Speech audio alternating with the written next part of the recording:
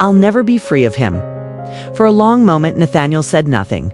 His hands gripped the handle of the axe, knuckles white, as though he too were wrestling with something he could not put into words. At last he muttered, "Forgiveness doesn't change what he did." "No," Clara agreed. "But maybe it changes what's left of us." The words lingered in the frozen air between them. Later that evening, Clara returned to the study. She had decided to confront the pages again, not as a victim this time, but as a witness. She copied passages onto scraps of paper, marking where Merrick twisted facts, where his lies tangled with fragments of truth.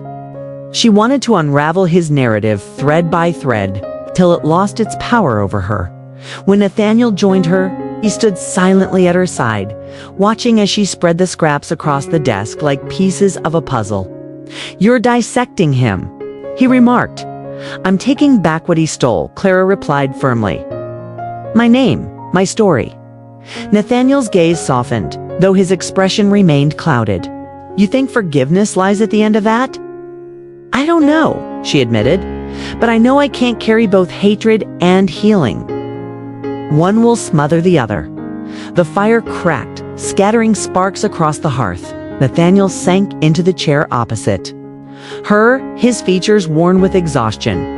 "My sister used to say something similar," he confessed, voice low.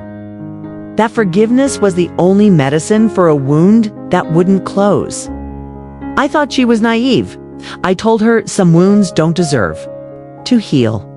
His eyes lifted to Clara's, shadowed but glimmering with something fragile. "But maybe I was the one who couldn't see straight." Clara's chest tightened at his admission. In that moment, she realized how much bitterness had carved its way into both of their lives.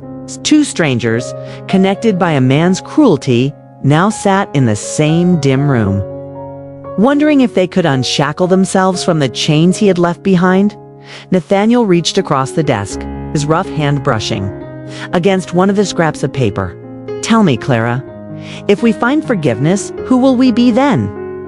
Clara looked at him, her throat thick with unspoken words. She didn't have the answer, not yet.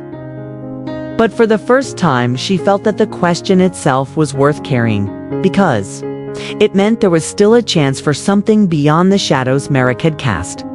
The snowstorm passed, leaving the world eerily calm.